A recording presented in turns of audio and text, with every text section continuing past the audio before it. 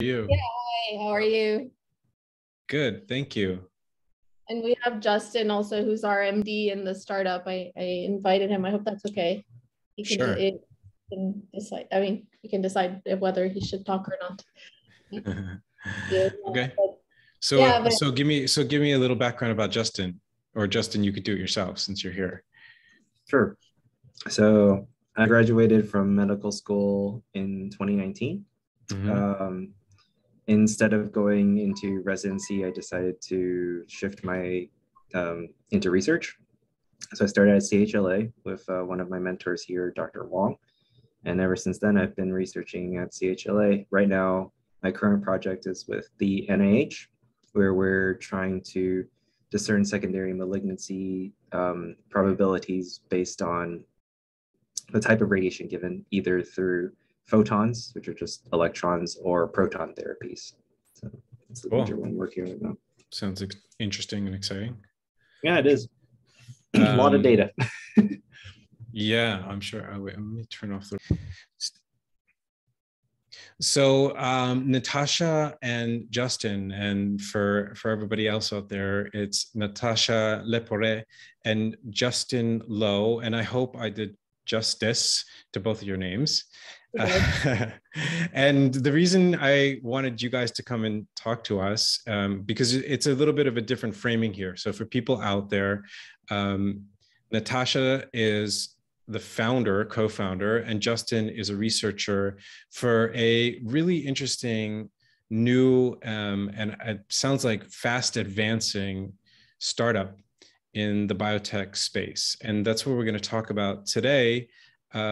But it's a little bit different because I'm usually speaking with people that are somehow tied to arts, letters, design, and entrepreneurship. But not as often do I have people or a group of people coming from really the sciences, which is a very interesting thing to talk about today, which is on the one sense, what you are actually doing and how it's being driven by a lot of the forces that are affecting the rest of us, but also to hear about what it means for you guys in terms of this creative process that you're running and developing. So before we further ourselves into that conversation, give us an introduction, just a little snippet of background, and let us all hear your great voices. Yeah, of course. And just before I introduce myself, I just wanted to say I'm glad that you're inviting us also because of this creative aspect of things. I think sometimes people overlook the fact that science also has a huge creative aspect to it. And I'm glad that you'll be asking us questions in that direction. Cool. So I'm Natasha Leporé. My primary job is at the University of Southern California and Children's Hospital Los Angeles. I'm a scientist working on brain MRI, trying to write software to better understand how the brain works, particularly in children. And a few years ago, we started Voxel Healthcare, our startup, because we saw that we were developing a lot of software in the lab, and it was hard to get it to the clinic. And we wanted to start actually having it be useful to actually help children and sort of get them to improve their lives. And so we went to see the head of radiology and said, so what would be useful for you? What kind of software would you like to have in your clinic? And that's how we started the company. Very interesting. Obviously, we're going to come back to that because there's a lot there and I want to hear a lot more. But before we do, let's hear just from Justin how you got to where you are and what you're doing there. Sure. Yeah, thank you for having us. Actually, this is going to be interesting. Not a lot of people focus on the creative aspect of medicine or science in general. So it's nice to have that kind of conversation. Thank you. But for this, yes, so I'm Justin Lowe. I graduated medical school in 2019. So I do have an MD after my name. However, instead of going into residency, I decided to go straight into research. And through my mentor here, Dr. Kenneth Wong, I went into the radiation oncology department at Children's Hospital Los Angeles. So we do a lot of different things here. Mainly we treat cancers of kids. And and for the past 2.5 years, I've been here doing research with him, and the research varies. We don't always just look at data. Some of our research is about kids and how they react to their treatments, or what their when they go through the treatment, how do they feel about it, and what's the end result for them. So we do a lot of like these quality type of improvement projects and things like that. Of course, research does need to be backed up by data. So we do collect a lot of the data too. And then people think data is boring and, you just have a whole bunch of numbers and, lines of text. But behind that, actually, we do a lot of kind of fitting things into categories so that it makes sense to people, right? And a lot of times people don't understand that, things you read, papers and journals and things like that that come out, they're crafted. We write, we write things, and a lot of times we do kind of create a story in the papers we write. Right, which is that's a very interesting point. I think it's something that we're also starting socially to pay attention to now, because there's so much debate about what is considered true and false, what is reality, what is fact, and people are starting to look at how academic and scientific papers are built, constructed, where the consensus comes from, and how the science writing happens about these things as well, how they're communicated to the public. So before we go further, though, I see we have Niharika waiting to join us. So we'll say hello to her and let her introduce herself as well. Can I though interrupt real quick, Justin? You might also want to give your role in Voxel Healthcare as well. Oh yeah, and so just as the quick addition to that, so a few months ago I was introduced to Voxel Healthcare, and I have being in radiation oncology especially, we use a lot of technology. So with a technology background, I came in and with my expertise and as well as the MD. So I am now head of the medical technology at Voxel. Good to know. And we have Niharika as well, right? Are you with us? Yes, I'm here. Okay, so great to meet you. So Natasha and Justin just gave us a little bit of a background, a short snippet about themselves. And you are co-founder of Voxel Healthcare, as I believe. And you're doing interesting things with the rest of the team. So tell us who you are and where you are and where you came from. What was the track that you were on to get there? So I'm from originally from India, but I was doing my PhD with Natasha, and the way I guess I got into this is because I've sort of always been interested in like the business side of things, and there was a program called iCore that was going on, and Natasha was taking part in it. I didn't know that she was, but I knew about iCore, and we happened to be talking one day, and then I found out, and so I joined the group to do the iCore. Like basically, it's a customer discovery program. I don't know if Natasha talked about it earlier, but it's a customer discovery program where we go and talk to a lot of people in the in the healthcare field, especially in our case in radiology. We did that process, and then we saw that there was a real need, and that's how I sort of came to be the co-founder of Voxel. Yeah, and I was working on understanding and analyzing pediatric brain MRI data, so it sort of fit in very well with what I was doing, and the product was a natural extension of mine. So thank you very much for that.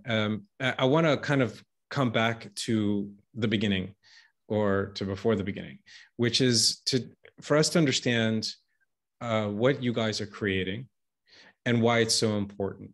And the broad outlines for people is that this is an imaging technology, is a diagnostic tool that helps people see the brain in better and different ways. And I think as well for a particular and very important part of our population, but I want you guys to tell us, Natasha, maybe you can help, Just give us the understanding of what it is, why it can create so much change, and how you got to it.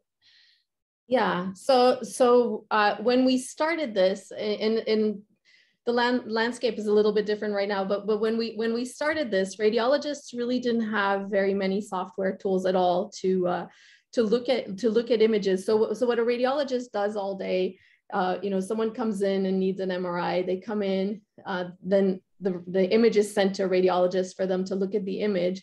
And the radiologist has to flip through the image, slice by slice of the image, and sort of try to reconstruct in 3D what's happening on there. It's sort of a lot of times looking for a needle in a haystack. They have to like really try to find where there's an abnormality. They're guided by notes from the clinician, but it's not always exactly clear what's going on. And so they have to reconstruct all of this in their head. They flip through all of these images. Of course, like if they get tired, it's harder, and it depends also on their background and experience. It's a very specialized field. So for example, a radiologist that looks at children's data is not the same as one who looks at adult data. So all of these things come into play, and we and I say we, but scientists in our field in general have been looking at this and saying, well, we should be able to help them, but like give them more information. And so what a whole bunch of startups and also some of the big companies have started to try to write software for radiologists to just give them more information and help them do their jobs, help facilitate their jobs, because it's a very difficult job. And so we saw a need, particularly for children, look at children's brains and give the radiologists more information on what is happening in children's brain images. So that's how I forget your exact question. So, but basically, yeah, no, that's great. It's very helpful. And I'll say, as the son of a radiologist, my dad is a radiologist who's he's got 30 to 40 years as a practicing clinician, and it's something that was always very interesting to me. I grew up with X-ray slides around the house, with my dad showing us what an ultrasound machine is, what an MRI machine is, and those being things that were not experienced for me personally as a patient, but as an observer, as someone who's kind of in between. So it's a really interesting thing, and of course, it is sort of the fountainhead of any medical process is diagnosis, right? You need to know what the problem is. And if you can't understand what the problem is, you cannot treat it. And I think that's what so many people bump up against as patients, and probably as clinicians or healthcare providers, which is that so often we don't know what it is. And treatment is used as kind of an exploratory device to try to figure it out, which is a weird idea. But coming back to imaging the brain, that's essentially what we're talking about here, is that getting an ability to map structures in real time in the brain of a living person. And my question for you guys is, when you compare the approach that we currently use, which is radiologists going slide by slide through the MRI to mentally try to reconstruct what's happening. When we compare that model with the potential for V1 of what you guys are doing with the kinds of technology that you guys are using have become well entrenched in medicine. What do you think is the difference in, is it an order of magnitude more information or better information, or is it less, or is it more? How much better can the diagnostics become with that kind of technology in the world? Right, so a lot. The exact number kind of depends on what disorder you're looking at more specifically. It depends on a whole lot of different things. So it's hard to give you an actual number because it really varies a lot. And there's also a lot of hidden things. For example, how often do radiologists misdiagnose, for example? And that we know that depends on institutions, it depends on which disorder, it depends on the particular radiologist, but it's not information that's necessarily out there for obvious reasons.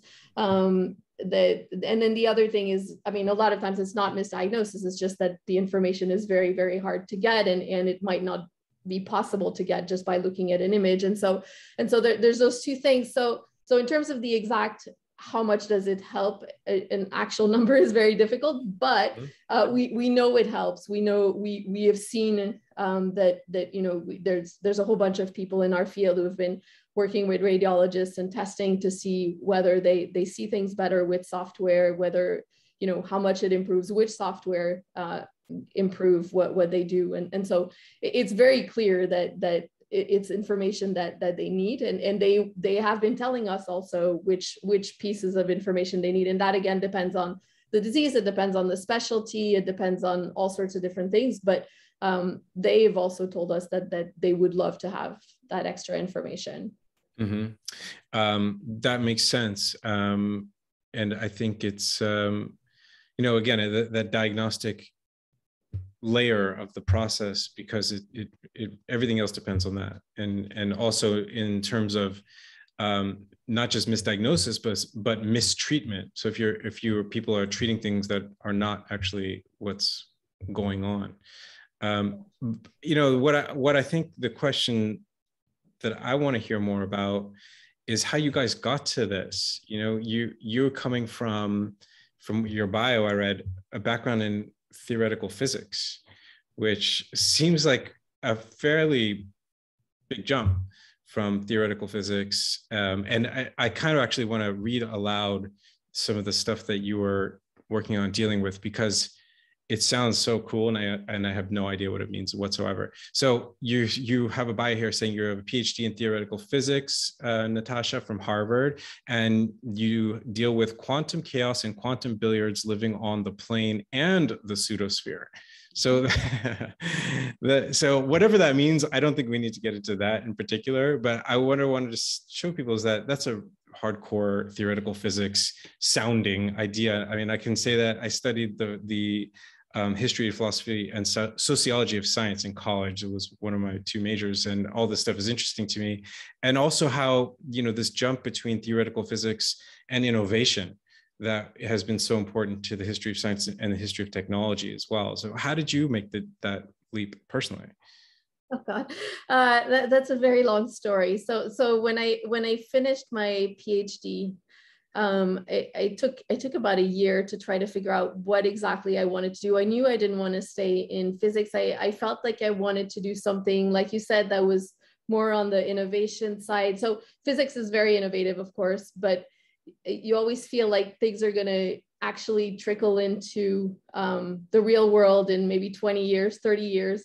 And what I wanted was something that would be immediately or feel more immediately applicable to health, to something. And so I spent about a year like sort of talking to people in a bunch of different fields and looking through websites and of all sorts of different things. And one of the things that really, the brain just ended up seeming like a very important problem, because I felt, you know, there's so many people were struggling with mental health and with all sorts of different things that make it so that they can't live, you know, they can't live their lives as well as they would like to. And I thought, well, if we could help people just feel better in a way that would make them be able to feel like they could reach their full potential, that they could just,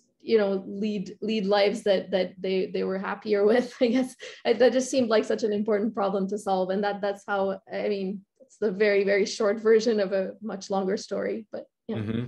Yeah. So you essentially went out in search of a problem, in search of a good problem, which is an interesting approach. You know, I feel like people, they either fall backwards into their problems or they can't get rid of their problems, but that may be one of these, like they say about firefighters who are the ones running towards the danger. You know, scientists run towards the problem, like writers as well.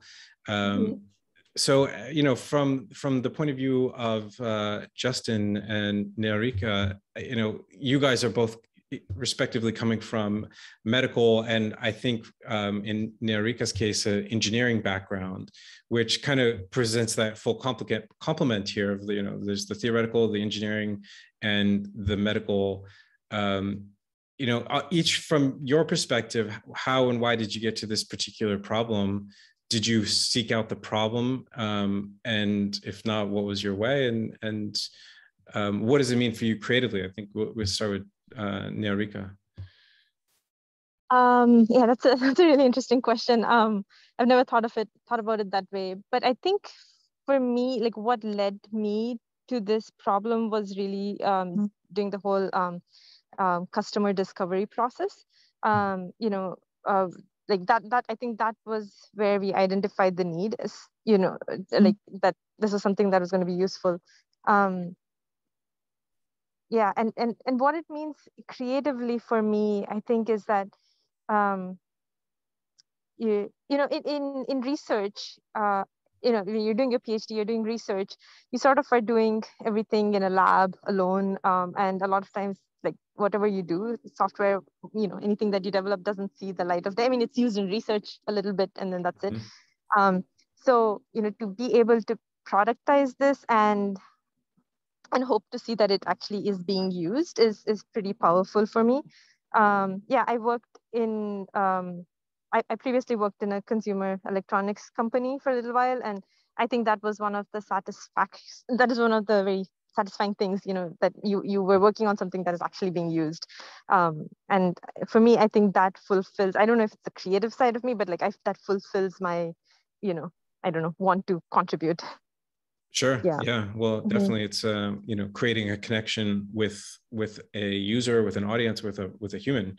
I think that is essentially what it is. But thank you for sharing that. And just in your case, what brought you to this particular problem or solution?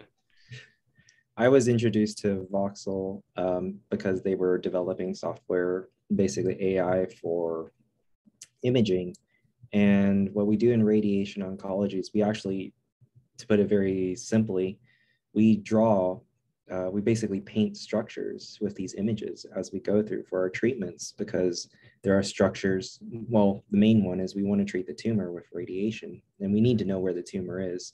And the computer can't do that on its own. We have to go in and we basically have to go in and tell the computer, this is what we're trying to treat. Alongside that, we try to avoid normal brain structures. You don't just want to give the entire brain radiation if you can avoid those kinds of things, because kids are developing still. They're going to have problems if you give them those kinds of radiation. So the thing is that to draw these things, it takes time and it takes a lot of effort to do these. So having a software that can do this for us and then also give you information, because a lot of times I think I don't know if your dad ever said this, but there's a lot of, you have to know what's normal, but normal varies so much. And there's never really a good baseline to like compare to. And, with a software like this, the software kind of gives you that baseline, right? It's like, okay, here's the baseline. We can compare things now because it can do that. It can see like a whole bunch of different normal things and then compare whatever is being scanned. So, and then, prior to actually joining the Voxel, I was coding for scripting things so that we could, try and improve our workflow here. And I think there's two parts to that, and on a creative side, because when you're coding, your code has to be like elegant, right? You want it to work efficiently so it doesn't bog down your systems you're running on, and you want it to be like, you want it to be pretty in a way too, because people who use a program and are like, oh my God, I have to like click so many different things. They're not gonna like it. But like an iPhone, you just click an app and it's really nice and beautiful. People love those kinds of things. So that's where like a creative aspect comes from, designing those things. And then even, like, because coding's a language, right? And certain languages are written, some people are like, oh, I love how French speak or something like that. And so with the codes too, the way you write it, the elegancy behind those kinds, I've seen plenty of code where I'm like, I have no idea what's going on. And then other code, I'm like, wow, this is so beautifully written and easy to follow. And so I think those are kind of the creative aspects I've seen behind it. And I like that. I like the development of the UI, the user interface, because I want it to be easy. I like it when things are easy for me to use. And so I want to, continue that on for whoever else uses the program that we're developing at Voxel too. Amazing. I mean, that definitely is, UI, UX. When we talk about it as user interface or user experience, we're assuming that what is the reference there is a software, as some kind of digital interface, but our lives are so mediated by digital tools that it's almost as the way we are now interacting and interfacing with life itself. I mean, we are so much on our apps, so much on our phones and devices that they are a parallel environment of existence. I won't say reality, which is not that, but you are really invested consciously in those experiences. And so, UI and UX is not just how you relate with the software, but with life itself, with the reality itself that we're in. But to return to Natasha, what I want to understand now and want others to understand is what is the breakthrough? What gives us the ability to do something this complex on a level that, maybe there are other things that are comparable, but it's something that does seem, we're talking about the brain after all. We're talking about this structure that in certain ways is the most complex structure in the universe, if you're counting the number of synapses or whatever those measures are, that you get these kinds of weird statements that sound kind of true. So you're created a technology that is allowing us to create these real-time maps of the brain, which is also an interesting idea of, presenting you guys as explorers. You're exploring this realm. But what is it about the technology that enables you to do this incredibly powerful thing, and to do it on a commercial level as well? Right. So, and I think a lot of what made all of this possible is just the advent of so many AI, new AI tools. So for us and other people trying to write software to help radiologists, one of the big things is that a few years ago that would not have been possible. And so now you see in the last few years sort of an explosion of, oh wow, we can use AI to actually try to figure these things out and really help. But then even within AI and within radiology, there, as I said before, there's a bunch of subspecialties, and kids are a very particular subset of radiology, and the brain evolves very fast. There's all sorts of changes. So for us, what really helped is that first of all, we've been working on kids for a long time, and that really makes a big difference. So a lot of people are developing software for adults. There's very few that are, or many fewer that are developing stuff for kids. So we just had, and we're in a children's hospital, so we have access to specialists, we have access to data, we have access to all these different things that just sort of make us better placed than perhaps other people to just kind of understand what exactly it is in children's brain. Like what do we need to measure? What do radiologists care about to measure? What do clinicians care about? And all those things. So that was one of the big things. And then the other thing is we also we're very lucky to have access to different data sets that other people did not have access to. So we have the ones at Children's Hospital, and then also we have our CSO, who has a huge database of normal children. So to understand when a child is sick, you have to know what it looks like when they're not, right? And so we have this, we have this very large database of normal, healthy children, and of MRIs of normal, healthy children, and so we have that we can use also for comparison, and so that's been very, very useful for us. So all of these things together make it so that we feel well placed to do this. I mean, the other thing also is that children's brains are very complicated, and there's not that many children who, luckily, there's not quite as many children who have problems than compared to adults. So the other thing is it's a smaller market and it's more complicated. So there's also a little bit less of a push to solve this problem from the commercial side of things. Just being brutally businessy, you know, like there's just and so we've had discussions with the FDA, for example, where they were really excited about our product because you know, they really wanted us to very much focus on the pediatric side, because that's the side where they see a need also, and where there's to some extent less competition because it's a smaller market. And thank God it's a smaller market. I mean, it's great that, you know, obviously that kids are getting, you know, have less of these problems than adults do. But anyway, yeah, so that's where we see our niche and our strength. Mm-hmm. So you'd mentioned that a few years back, it would not have been possible to create this kind of software to do what radiologists need it to do. Why not? What was it that AI brings to the table that unlocked that impossibility and made it something that could be done? Just gives better results.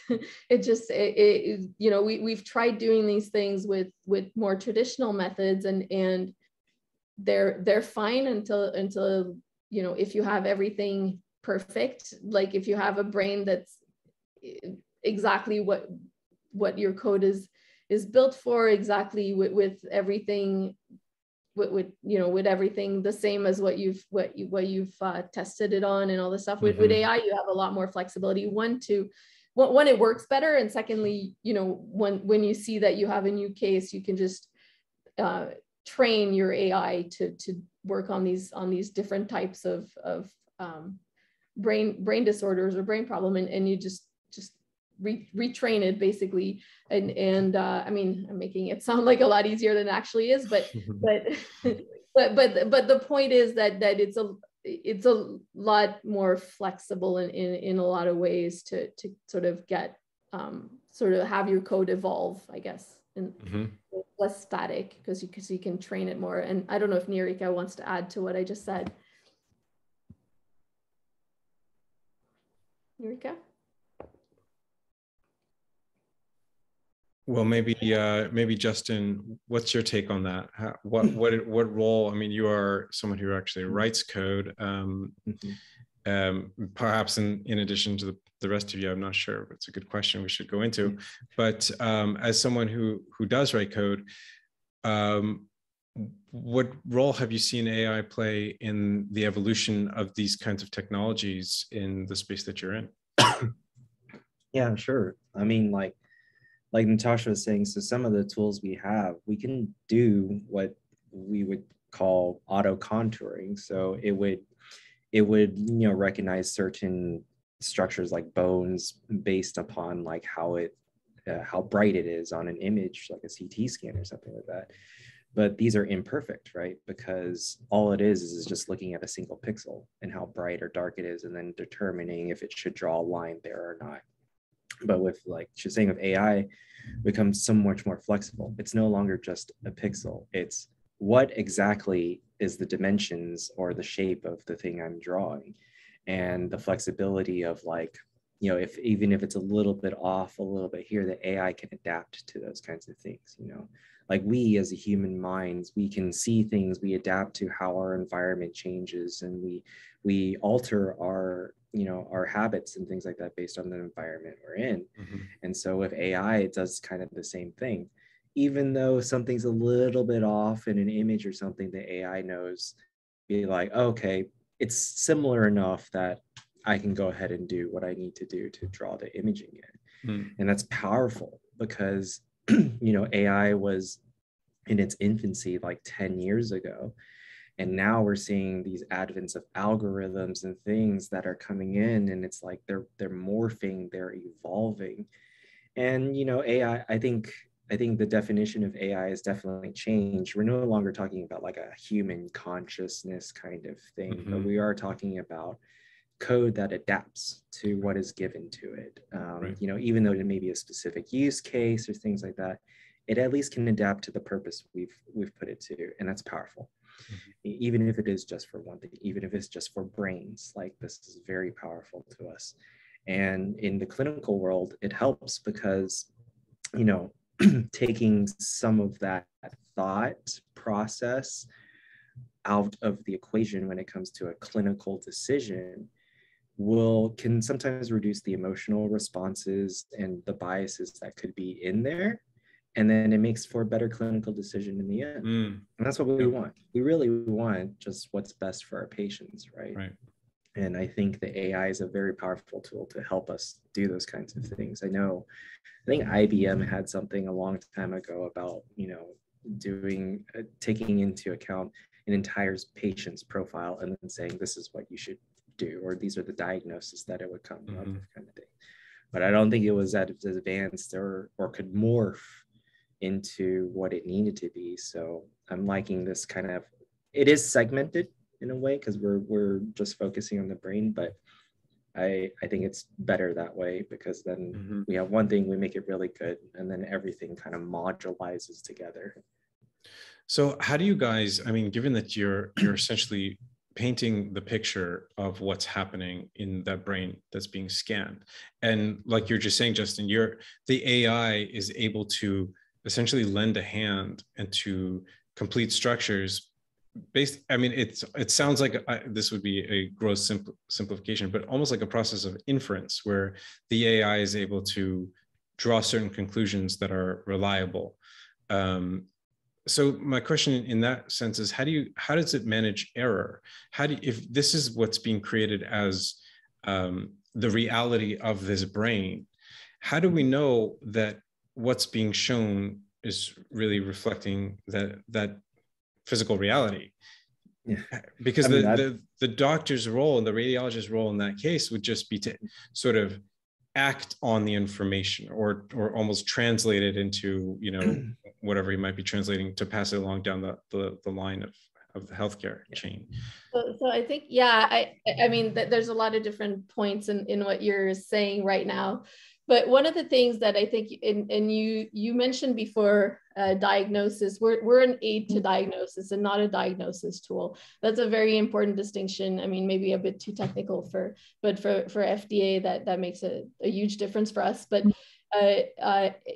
so one of the things is we're not eliminating the radiologist. In fact, we really want the radiologist to be there and to look at what we're doing and to say, okay, yeah, this image is mapped properly, so they do see what we've done, and they can actually say whether the software acted properly or not. So there, and then if it doesn't, then they just report, and then we retrain based on what they tell us. So this is not operating on its own without the radiologist. We're really not at anywhere near that point.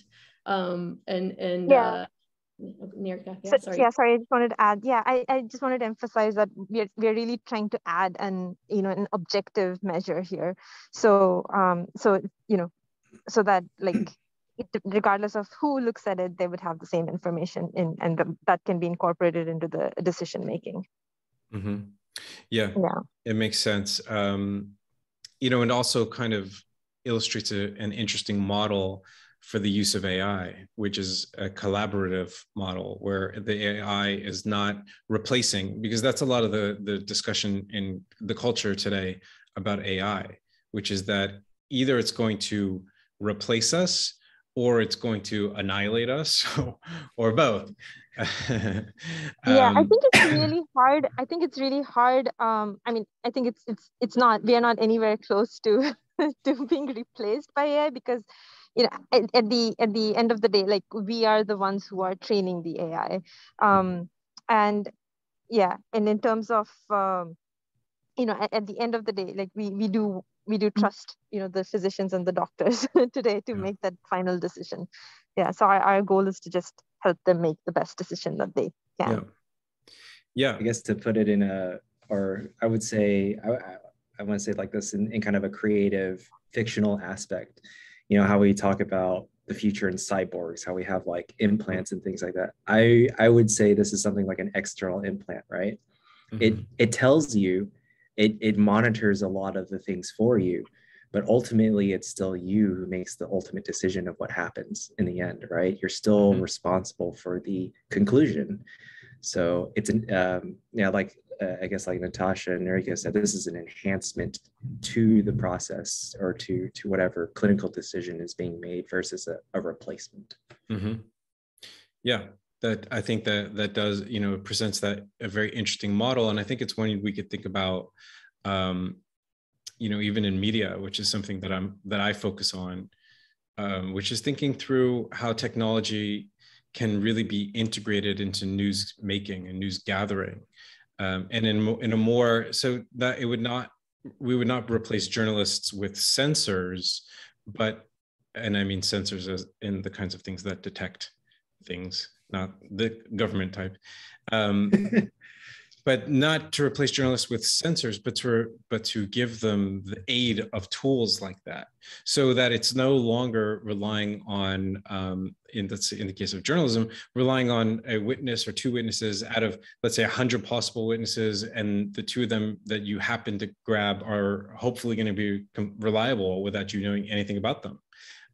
We could just think in journalism that these two people that you've gotten to comment on a major story could have other kinds of motivations and interests. They could have problems with their own sense perception. Maybe they have mental illness or neurological illness. We don't know.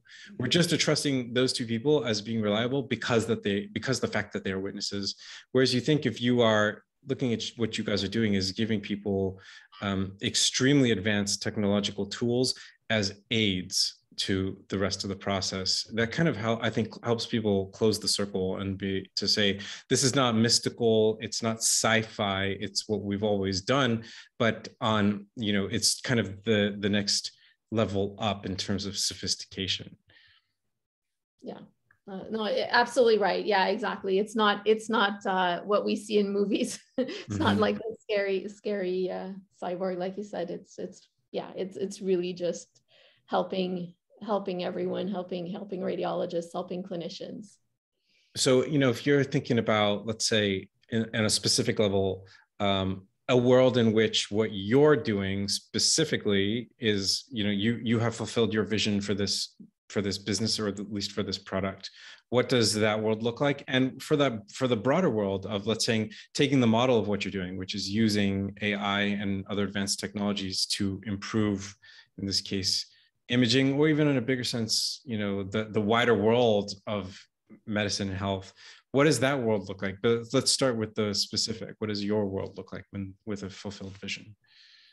Well, I think I'd prefer to answer the sort of the more general vision, because it's not just us, it's a lot of other startups and companies and the bigger companies writing software for radiologists. And I think it's more of a global view that in the future, what we're hoping in the next, let's say, 10 years is to have radiologists be able to, use all these software, not have to do what now they're spending a lot of time doing is grunt work, which is, it's not grunt work, it's very specialized work, it's very difficult. But right now, they spend so much time just flipping through images, and I'm sure from your dad, and so to instead have have them be more involved in then the decision making of okay, so I've seen this types of case a lot of times before. I think that you guys should do this and that treatment based on